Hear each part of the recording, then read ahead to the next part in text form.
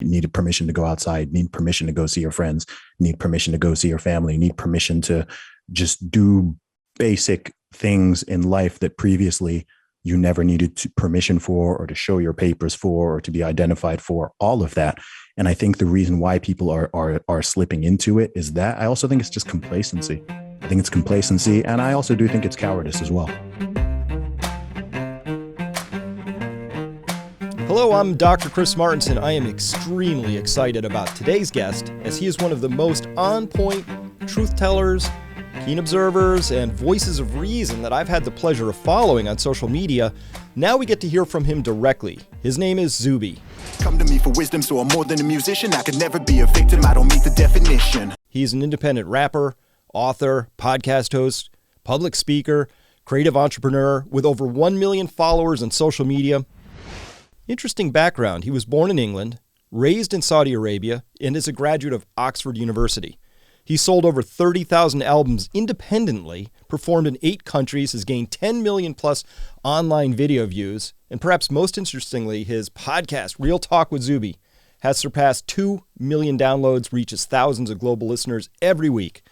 Zuby's appeared on The Joe Rogan Experience, BBC, Fox News, Sky News, Candace Owens Show, many, many others. Zuby, welcome to the program. How's it going, Chris? Good to see you. Hey, thanks. It's really good to have you on the program. Seriously, very excited by this. So, you just recently completed a U.S. tour. You went around. I'm just intrigued. What did you take away from that? What surprised you in that tour? Wow, that's a big question. I would say one of the biggest things that surprised me was just how much the sheer amount of love out there. Last time I was in the USA was in 2019, and I'd built up quite a profile by that point. But in the 2 years between then and now, I've seen numbers go up online. I've seen follower counts increase and view numbers increase and all of that. But it's another thing to be out and about in the real world, in different cities and in different countries, and to constantly have people recognizing me and stopping me, coming to meetups. I've met so many amazing people, hundreds and hundreds, really thousands of amazing people. And just to know that I've had some positive impact and influence and been able to be a motivation and an inspiration to so many people has truly been a blessing. And being out there in person really made me realize just how far that's come. It's amazing. We're going to be showing some pictures here of your you with your fans out there. And I'll tell you my takeaway from these pictures. I don't see a lot of fear. People look healthy and attractive, and you're all clustered together. I don't see masks or anything like that. It doesn't really look like you were COVID impacted too much in these photos. Not at all. I don't think a single person. I think I did about 10 meetups in all the different cities, and I don't think a single person came. Not a single person came in a mask. I don't want to say nobody had one, because someone probably had one in their pocket. Yeah. But certainly with the meetups, nobody had them. Did you notice any difference? You went to a lot of states, red states, blue states, if I could classify them that way. Did you have a sense of a difference in that particular dynamic, or the gigantic difference?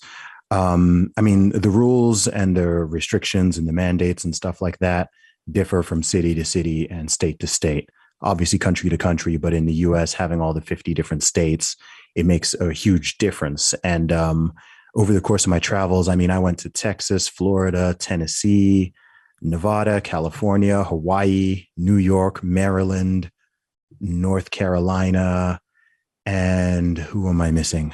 Maine as well.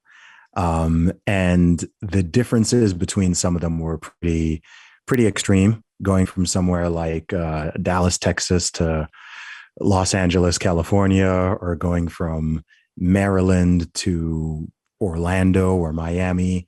Really different types of people, very different responses, different rules and restrictions and laws. And it was very different, very, very different atmosphere, very, very different energy.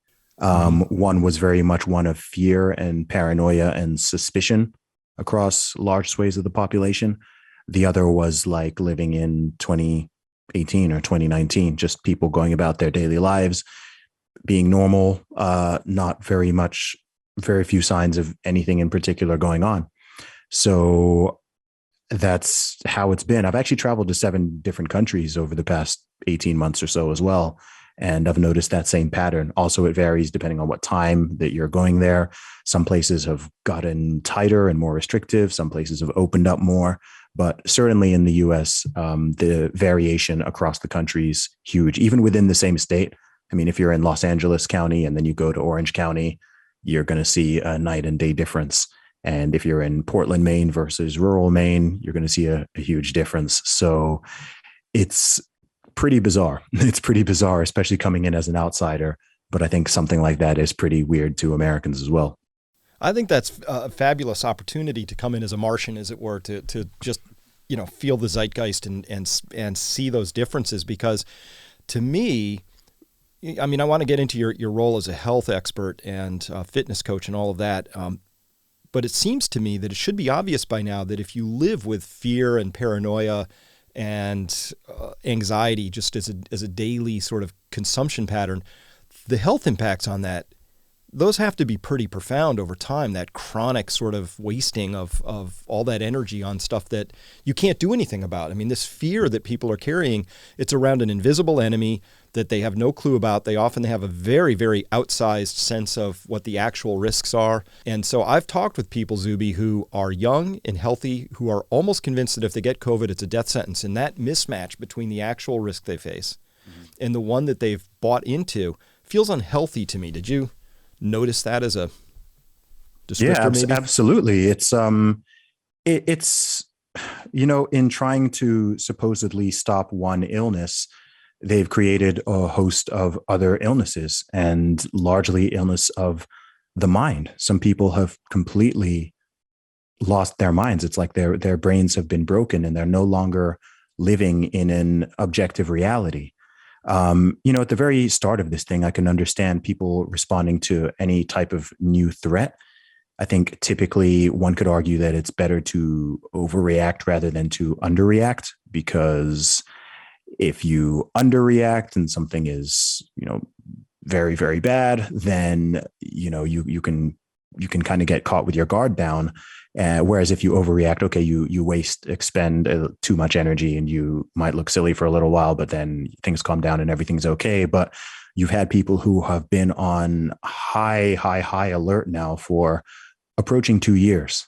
And as you said, if you're talking about people who are young and otherwise healthy, then it doesn't make sense. It's an extraordinarily disproportionate response to the actual threat. If someone is there thinking that if you're 25 years old and in decent shape and you're thinking that, this is a death sentence to get it, then you're not living in reality, and you're not really living because you're simply existing. You're too afraid to just live your life because you're living in such a state of fear, and that constant anxiety and constant stress and all those stress hormones, that's also really, really detrimental to people's health, not just their lives and ability to have fun, but it's not good for them. So things should be proportionate. Things should be balanced every single day.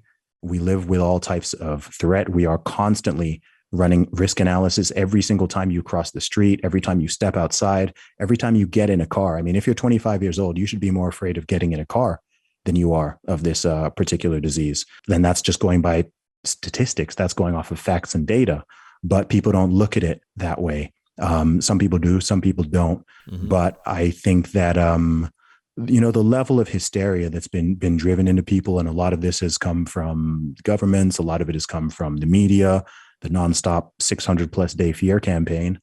And it's not a complete shock that some people have been affected in such a way. I don't necessarily know how to get everybody out of it. I think perhaps there are some people who are always going to live this way now, and I think that's a shame. But I think from the beginning, something I've said from very early on is that if we're going to talk about health, and if this is what this is all supposed to be about health, then we need to speak more. We need to speak holistically, right? Mm-hmm. There's not just one disease out there or one threat out there. Yep. There are a lot of things. And there's many aspects to health that exist, from managing your body weight to exercise, drinking enough water, nutrition, getting enough sleep, all of that good stuff, even not living in a constant state of stress and being around people who keep you in a positive mind state and doing things that are positive for you. All of that is extraordinarily important. Mental health and physical health are combined. We like to think of these in Western society as these two very separate entities. You hear people talk about, mental health like it's totally detached from physical health, but these things are very strongly connected and intertwined. And this would have been the perfect opportunity to have a more holistic conversation about health, which we've never really had in this country, right? So and this has exposed that latent barrier. It was one of the first tweets I remember where I was like, who is this guy? And you caught me. I think you said, just from memory, the hardest part about 2 weeks to flatten the curve is the first 500 days. Yeah. I think I've updated it to 600 now. 600. Yeah. And then just recently, November 27th, you have a tweet here. By the way, how much time do you spend composing these tweets? Because they're like little... I just do them on the fly. Geez, you're good. It's amazing. I'm jealous. I'm a rapper, so words are kind of my thing. Yeah, you just connect right away. On November 27th, you tweeted here, and by the way, the handle is @Zuby, Zuby Music, @Zuby Music on Twitter it's been 2 years and the powers that be have not recommended vitamin D nor weight loss yet. So I can say with absolute certainty, this ain't about your health. Purely face diapers, antisocial behavior, needles. You will own nothing. And they will be happy and rich. This really hasn't been about, if it was about our health, if it was about public health, we would have heard about vitamin D and weight loss, right? Yeah, I mean, those are really low hanging fruit. Yeah. And look, if we're looking at statistics for anyone who is concerned about this particular disease, I know in the USA they had studies showing that 78% of the people who were hospitalized with this virus were overweight or obese. Mm-hmm. Also, a very high percentage, I can't remember the number off the top of my head, but the majority, more than 50% of people were also vitamin D deficient. I think it could have been as high as 80%. Vitamin D is extraordinarily cheap. Losing weight is not something that's necessarily easy, but it can be done and you have the power to do it. It's relatively simple and straightforward. Simple and straightforward does not mean easy, but again, it's been 2 years. So if someone was seriously concerned about their health, and props to everyone who has done this. I know people who have lost significant amounts of weight and taken their health really got their health under control over this time period. And I absolutely salute that. But it would have been fantastic to have more messaging and more conversations around that, because going beyond, I mean, if you look at the biggest killers around the world, certainly the biggest killer in the USA, biggest killer globally is cardiovascular disease, right? Now, death comes for us all. Life has 100% mortality rate. Yep. But in terms of being able to live healthy lives and to extend our lifespans, then everybody knows that it's important to have your weight under control. Everybody knows that. Everyone knows that obesity can lead to all sorts of other problems, including the risk of various types of cancer. And none of this should be controversial. It's not controversial to suggest to people that smoking is unhealthy or that smoking 2 packs of cigarettes a day could lead to mouth cancer or lung cancer and all that kind of thing. And so it shouldn't be controversial or considered politically incorrect to say the same thing about someone being severely overweight. That's not a moral condemnation upon that person or saying that they're a bad person or anything like that. It's especially in our modern society, it's very easy to gain weight, especially in the USA. I don't think there's any country where it's easier to gain weight and to enjoy the process. But people need to take that personal responsibility and recognize that, okay, this is something that I can control.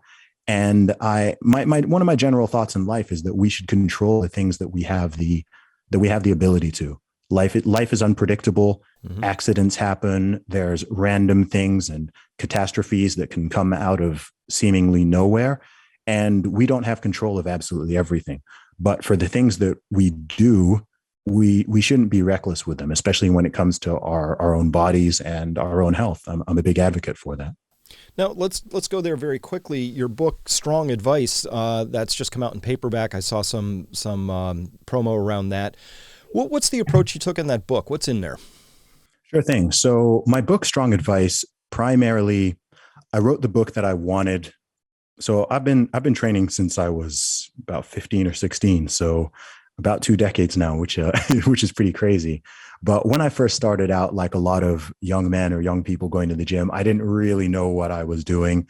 I kind of just wander around the gym. I'd read some muscle magazines and try to implement the workouts that all these roided up bodybuilders were using and stuff. Yep. But I essentially wrote the book that I wish someone could have given to a 15-year-old version of me that would have helped me to avoid a lot of the pitfalls when it comes to strength training and nutrition and also mindset and motivation. So that's actually how the book is split up. It starts with mindset and motivation. Then the largest section is on nutrition, really lays it out for people if you want to build muscle, if you want to lose fat and not lose a lot of muscle mass at the same time, because people tend to want to lean out, not just stay the same body fat percentage and shrink. It lays out how to manage your calories, how to manage your macronutrient intake so that you can reach whatever your specific goal is. Even if you're someone who is really skinny and you're trying to gain weight, it explains how to do that in a healthy way. More people obviously are trying to lose weight. It explains that. If you're just trying to maintain and perhaps get stronger and stay healthy and fit overall, it lays it all out. And it does it without having lots of dogmatic and draconian rules. I don't like to give people a cookie cutter, one size fits all program where it's just like, eat this and eat that. Don't do this, don't do that.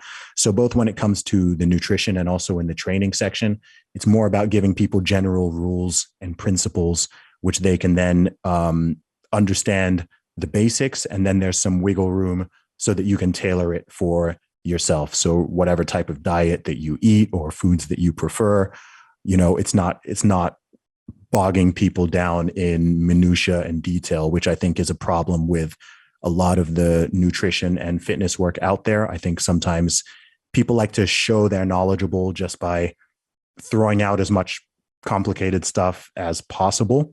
Mm-hmm. But I think when you overload people like that, then you get this analysis paralysis and people don't know what to do. That's when you start getting people asking crazy questions like, oh, can I eat carbs after 6 p.m.? And it's like, if you're asking that question, you've lost the you've lost the plot. Or what's the best time of day to train, morning or afternoon? Or it's like, it doesn't matter. When you can get to the gym is the best time for you to train, whether it's at night or in the morning, afternoon. I don't know your lifestyle. I don't know what time you go to work. I don't know what you do for a living. So that's going to vary person to person. But if you get this, it's like the Pareto principle. If you get this 80% of stuff right, then you're more like you're going to get 80% of the results from sort of 20% of what you do. So this is the core important stuff. Mm-hmm. And then there's a lot of room to play within these rules, right? If you're trying to lose weight, okay, create a calorie deficit. And then if you, for example, keep your protein levels high and you continue strength training, then you can make sure that the weight that you're losing is going to be primarily body fat rather than lean body mass. Sure, any diet, it's just simple thermodynamics. Any diet where you're consuming less calories than you're burning more calories than you're consuming. So you're eating fewer calories than your body's total daily energy expenditure. Then, am I getting that right? You're burning. Yep, yes, you're burning. Yeah, that's right. Yeah, you're burning more calories than you're eating. Anything that does that, you're going to lose weight. I mean, I could eat 5 Snickers bars a day and lose weight, but that doesn't mean that it's a good diet or that it's nutritious. Sure, it would put me in a calorie deficit, but it's not the best way to do things. So that's really what the book is about. It's concise, it's simple, it's straightforward, primarily aimed at beginners and intermediates. And it's really to get people going. And I also want it to be a reference guide that people can read multiple times and go back to. And if they just need to kind of reset and recalibrate themselves, then Strong Advice can help them with that. I had there's a little part of Scott Adams. He's the Dilbert cartoonist. He wrote a book about how to fail badly and succeed at everything. And he had one part in there which said, goals are for losers, systems are for winners, right? So he said, if you set a goal, it really caught me because I thought it worked for me, where he said, if you set a goal, I'm going to lose 10 pounds. What happens when you do that and you get there? Well, now you have to set another goal, right? You've already sort of lost the game. Whereas if you want to win that, you make sure you show up at the gym every day. You have a system of how you go about eating. So for me, and I don't know if this works for other people, but for me, intermittent fasting has worked really well. So that's my only hard and fast rule. I have hours I don't eat during. And that simple system works really well for me. Just that alone. That's like you said, 80-20. That little 20% of effort right there to just make sure I stick within a window gives me about 80% of the benefits I need, right? Yeah, it gives you a lot of control. What's great about intermittent fasting is, number one, it's extraordinarily hard to overeat if you're only eating in a 6 to 8 hour window. And number two, it makes you very, very conscious about your food and caloric intake. If you're grazing all the way throughout the day and you're drinking beverages which have calories and you're eating and you're snacking and you're nibbling, it's kind of hard to keep track of. But if you're intermittent fasting and you're just eating, say, 2 meals a day, just in a relatively short window, then it's very easy to be clear on, okay, this is exactly how much I ate and that's it. And you're not constantly thinking about food. Also, it means that when you eat, you actually feel satisfied. So even if you're eating at a caloric deficit, you don't have that constant nagging hunger that you might get if you do the old school bodybuilder bro thing of eating 6 or 7 meals scattered all throughout the day when you're never actually reaching satiation. Right. So fantastic. So strong advice. I'll steer people towards that for sure. I want to get back to something though, because we were talking about data, and here we're talking about, information and data that might apply to health. But when we were talking about COVID before, you said something that was really important, and I think it was captured in a tweet that you had out earlier. It's just November 29th here. It says, quote, "Don't get it twisted. There are millions of people who don't want the COVID-19 hype and policies to ever end. They found meaning in it, and now it's an integral part of their identity." Do you think that's the case, that there are people who like they are now somehow attached to whatever this narrative is, which feels they found meaning in it? How is that possible? Wow. I absolutely do think that's true. I'm not saying it's a majority of people, but I think it's a significant percentage. And you can see it and you can hear it. You can see it with your own eyes. I'm not a psychologist, but from what I know of psychology, there are certain things that human beings always seek. One of those things is purpose. One of those things is meaning. Another thing is a sense of community. Another thing is a sense of morality. Now, traditionally, a lot of these things come from religion or even from philosophy. They can come from various ways, but in the absence of those things, or when a very strong narrative is pushed, people can find these things in politics. They can find it in people who become extremely fanatical about almost any subject area of interest. And I think that with the narrative that has been pushed and that many people have been indoctrinated to over the course of this period of time, it's also done that for them, where people actually feel that the more frightened they are, or the more frightened they pretend to be, and how much they project that to the world and grandstand and virtue signaling about how much they are following the rules and following the code and how concerned they are and how much they're abiding by all of this, it actually, they give each other a pat on the back for this. And they feel that they are, it provides the meaning, the purpose. They've then got their community. They've also got this sense of morality, because then they can demonize people who are not adhering as strongly to their secular religion as they are. And I think also some people prior to all of this honestly had very boring lives. And so they want to have an enemy. They want to have some drama. They want to feel like we had people at the beginning of this saying, this is our generation's World War II. And I'm like, man, if that's the truth, our generation is lame, because this is like to compare this to World War II is frankly an embarrassment. Yeah. It's not, it's not like it hasn't been quite that deep, but that's really how some people want to imagine it. And people like to be heroes in their own story, of course. And to have a hero, you also need to have villains. And I think that's also why you've seen people vilifying others and creating these tribal divisions and wanting to attack each other, so on and so forth. As I've said before, this is not everybody, but it's certainly millions. I'd say at least hundreds of millions, possibly into the billions if you're looking on a global scale. And so it's led us to this very strange place, which I think that if you were to go back to 2019 and try to explain where things are right now in December 2021, if you would try to explain this to people, they wouldn't believe you, right? It just wouldn't make sense. They'd be very, very confused and be getting all types of mixed signals. But it's happened quickly, but it's also happened quite slowly. But I think that when people are operating from a position of fear and anxiety, then that fear tends to override their rational thinking and their ability and capacity just to be reasonable and to be balanced and to not just, the emotions kind of override everything. And it leads to some bizarre behaviors. It does. So if I understood you correctly, there were some preconditions that were in place prior to COVID, right? So people's lives lacked meaning, they lacked purpose. Maybe they were working in a bullshit job, as David Graeber would say, or they, in some way, their lives weren't all that satisfying. And then all of a sudden COVID comes along and it provides this sort of organizing principle for some folks. And so as I think into that, let me try a theory out on you. So I've noticed that for whatever reason, you're a very thoughtful, very free-thinking person. And for whatever reason, when I look at your media appearances, they are typically on right-of-center platforms if we're doing a left-right spectrum.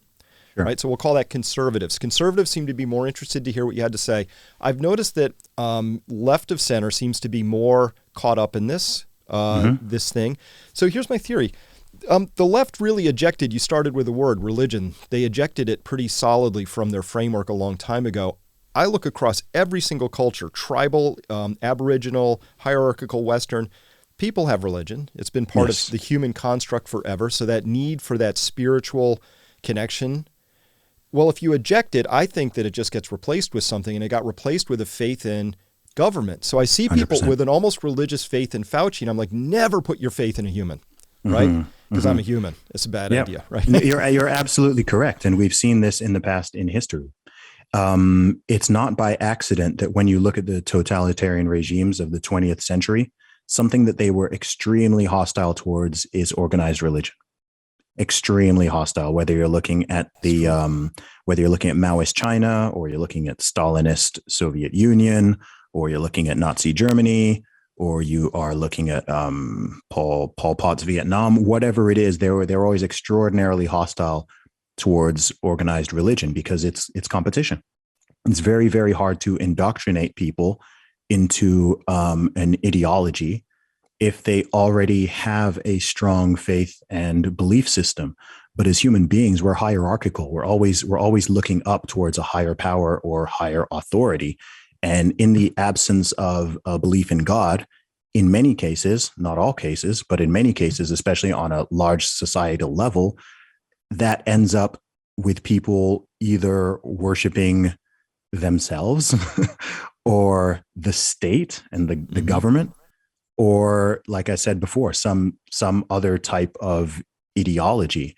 And so when people are doing that and they believe that all of their inherent rights and privileges and worth and value and whatever comes from the government or from some human authority, then that their behavior then makes more sense because they don't truly believe that they have any inherent rights. The government can just say, okay, like, you can do this or you can't do this, and people just 100% go along with it. Or if to me, something that's interesting is that there's an interesting connection, and this is something I've been kind of thinking about a lot. I haven't really I'm sort of thinking out loud here, but this sort of connection between laws and morality, right? I think the good laws and the laws that we all agree on are absolutely based in morality, right? Thou shalt not murder, thou shalt not steal, thou shalt not, assault other people, hurt other people, take other people's stuff, give false testimony, etc. We all agree on these things typically across every society and every culture. But it's also possible, and again, we've seen this many times throughout history, where you have a law that is not moral. And so that's an interesting thing to consider. I mean, if you look even across the world, I mean, for how many thousands of years was an institution as obviously horrific as slavery totally legal and justified? Mm-hmm. That it was never right. It was never moral, but it was in law. You've had, segregationist policies in law, absolutely discriminatory policies in law, and you still do in some places. But that doesn't mean that it is right. It doesn't mean it's moral. It doesn't mean that it's correct.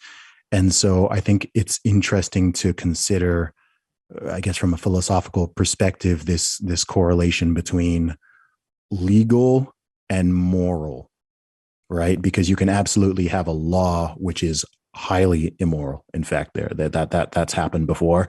And you could have something that's a very moral and correct act, which in certain circumstances becomes illegal or unlawful. I think in a healthy society and with healthy governance that we typically avoid this, but it's certainly something that can happen. But I think that, as I said before, if the government is viewed as this sort of infallible, omnipotent authority, and you have to remember when I say government, you're just talking about human beings. You're just talking about politicians, many of whom are not any more knowledgeable, respectful, honest, or decent than the average person on the street. In fact, I would argue the average person on the street is probably more trustworthy than the average politician because they're not seeking that power.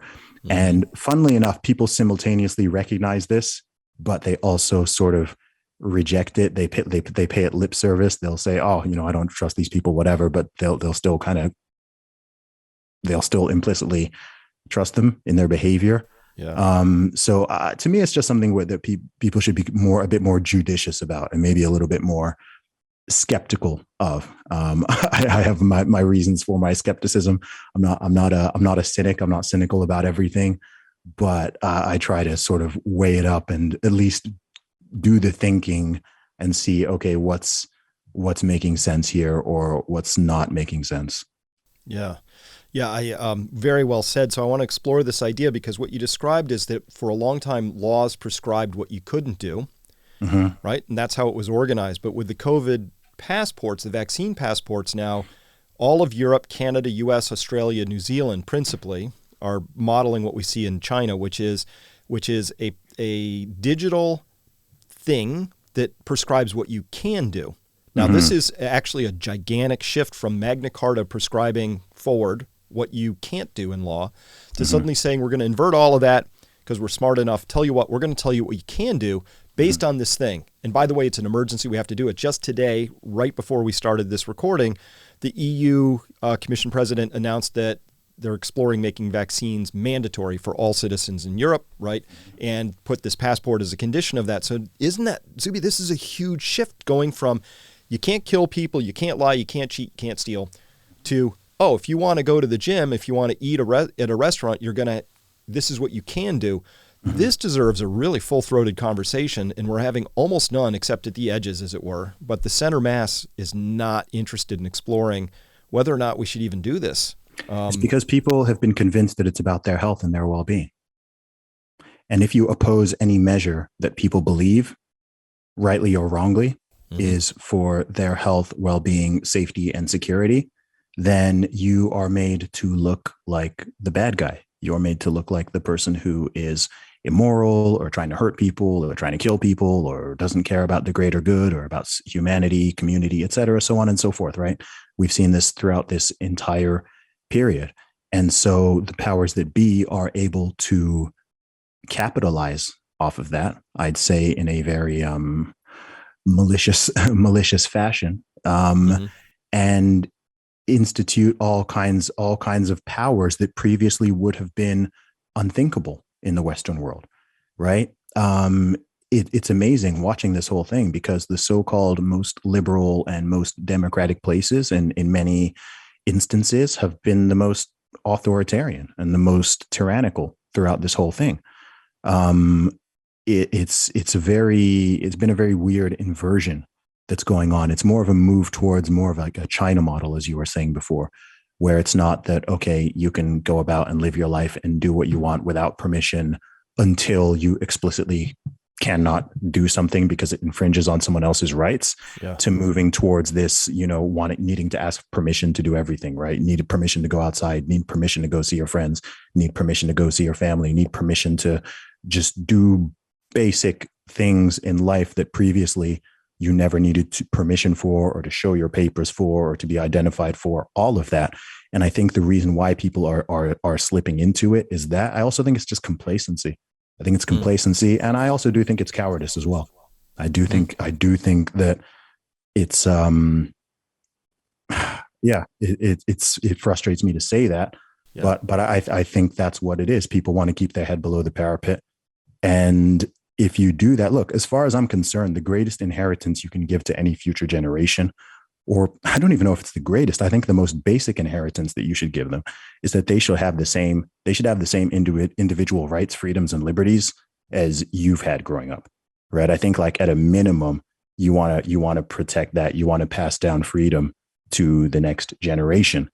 And I think that the current course, people are doing a very poor job of that for the most part. There's a lot of people fighting. There's a lot of people pushing back. There's a lot of people speaking up, and the narrative is breaking down, and things are changing. But for so-called, I mean, if you think of how hard people fought for freedom in the past, right? We were talking about World War II before World War I. This is literally people, millions and millions of people sacrificing their lives in a very direct manner to avoid totalitarianism, right? To avoid just to be able to live freely, and for their children, grandchildren, and so on, to be able to live freely without dictatorial rule. Because we have to remember, human societies lean towards authoritarianism as a default. Freedom and liberty is actually the exception across the world and throughout history. It's the exception. Actually, that's why the USA was such an exceptional country. It's the first country that was founded without any king or dictator. Prior to that, it's all monarchies and dictators. And then you had the USA. And in the founding of the USA, the Bill of Rights and the Constitution, a lot of stuff was set up very well on paper. As we know, it took a long period of time for everything that was written down to be properly applied and actually truly applying to all citizens of all colors, of both genders, so on and so forth. I think the sort of promise was made and the paper was there, but people were not living according to it at the time. And over the period of a couple centuries, the USA, and I'd say the West in general, has strived to get these individual rights for everybody. And there have been a lot of fights and a lot of battles, both physically and verbally, to get there. So with what I'm seeing is like, look, let's not lose that. Let's not jettison that. That's so important. It's so unique. It's so valuable. So let's not be so comfortable that we take it for granted. Again, perhaps it's better. Let's look at it the other way around, right? We were talking before about because someone might hear this and think, oh, you're overreacting. Everything's going to go back to normal. As I was saying before, perhaps it's better to overreact at the beginning and then scale back once it's like, okay, all right, it's not going as far as we fear it might. But that's not what we're seeing. We're currently seeing things, not everywhere, but in a lot of places, things are worse now than they were just a year ago. People have less freedom now than they did a year ago, which doesn't even make sense if you're talking back to the original threat. That doesn't make any sense logically. Yeah. But that's what's happening. And if you're seeing what's going on in places like Canada, Australia, New Zealand, certain parts of Europe, certain democratic states in the USA, and so on, then you can see with the direction that things are trending in. And I always believe that, look, ultimately governments are always going to try to increase their power. And these politicians, whether they're mayors, prime ministers, presidents, whatever, these are people who like power. They crave power. That's why that's literally by definition why they're in those positions. So they always have to be kept in check. We have to remember that these people are supposed to work for us. We pay their salaries. We're the people who elect them. They're public servants. They're not leaders and dictators and kings and queens.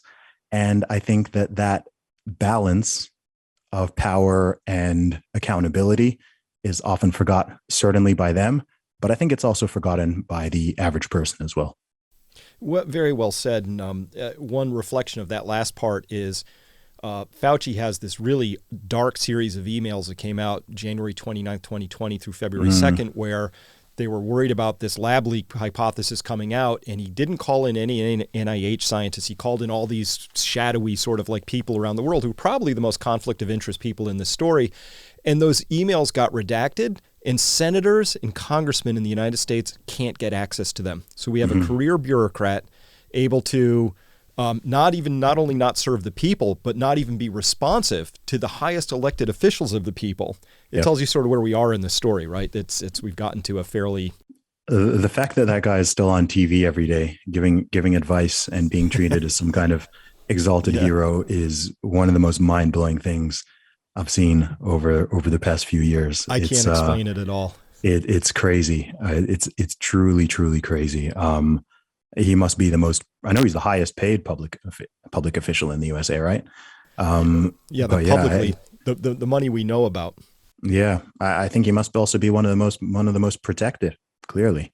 Cause I don't think anyone else could have gotten away with the awful stuff that guy has done over the decades, not just in these past couple of years, but over the decades. It's pretty mind blowing. It's very mind blowing. Well, I interviewed RFK Jr. a while back, and he just came out with a book, The Real Anthony Fauci. You ever want your mind blown in a really dark way? That book it's 1,000 pages of just like documented evidence. This guy, just what he did on HIV alone should have disqualified him from anything from life, thereafter, except maybe. It's crazy. And it's not just that he's looked at in this neutral way. It's that so many people think he's some kind of hero. It's the level of hero worship around him that's really, really strange. I generally don't like to speak on individuals. I like to talk more on ideas. But I think that's a good example of just the power of media propaganda and the power of, when they want to make somebody a hero or turn somebody into a villain, just how much power and how many tools at their disposal there are. It's a frightening thing.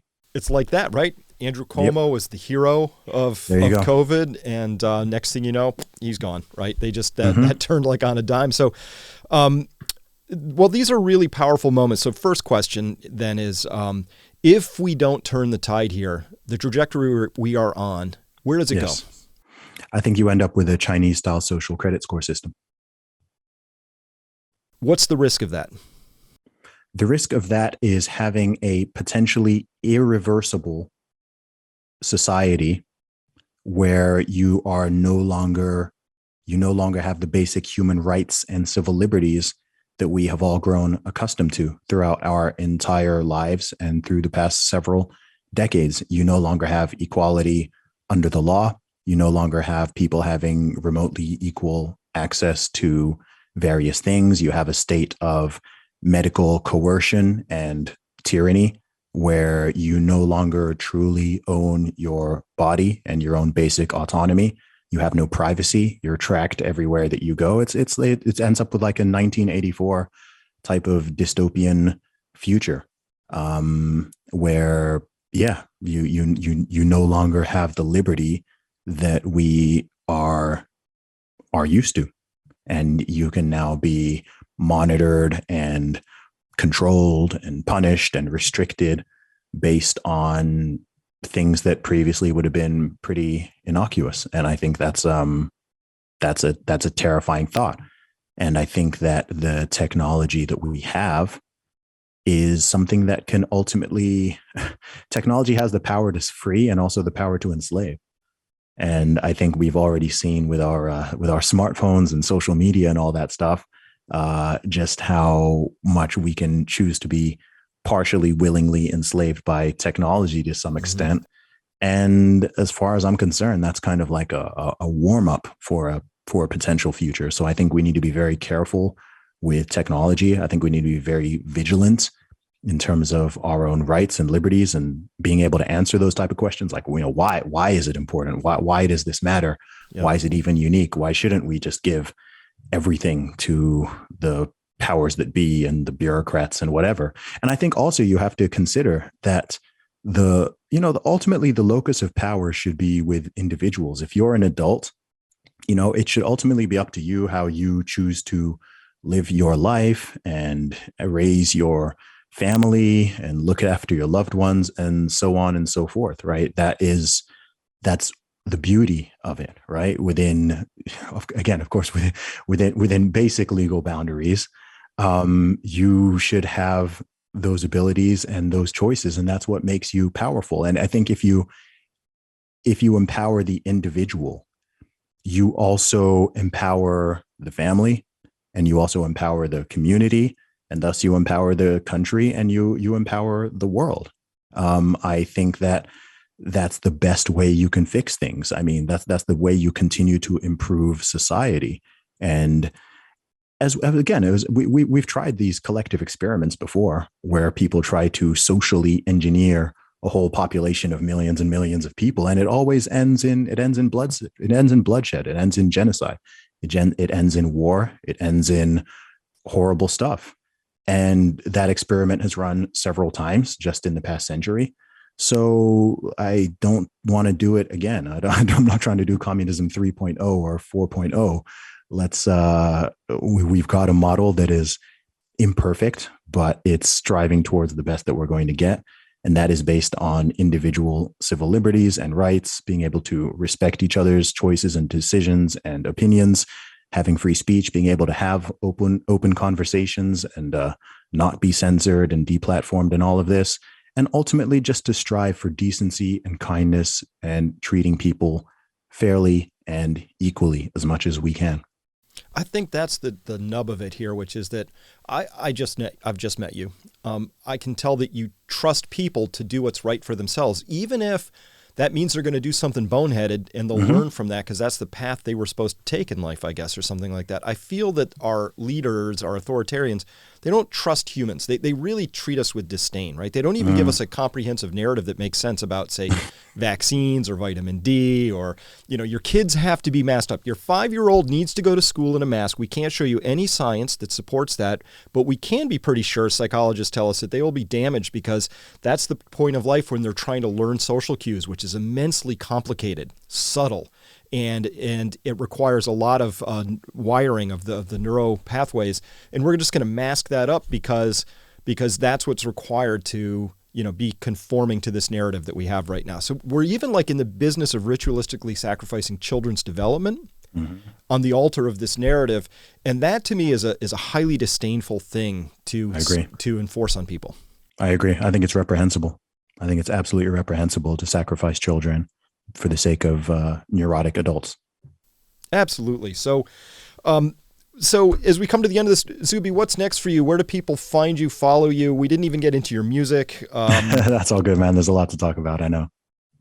Yeah. So, I gave people your Twitter handle, but literally, how do people find you, follow you? Yeah, sure thing. So you can find me on all social media at Zuby Music. I'm on Twitter, Instagram, Facebook, YouTube, minds.com. You can find me at Zuby Music. That's Zuby Music. And if you want to check out my music, my merchandise, books, go to teamzuby.com. And if you want to check out my music and podcast, my podcast is called Real Talk with Zuby. Those are available on Spotify and also on iTunes, Apple Podcasts, and so on. Well, you've shown all of us today why you are worthy of following. I mean, absolutely just a first-class mind and thinker and speaker and user of words, all of that. So, Zuby, thank you so much for your time today. And you got a big fan here. Anything I can do to help appreciate your it. Message Thank get you, out Chris. there, let me know. Thanks, Chris. Appreciate it.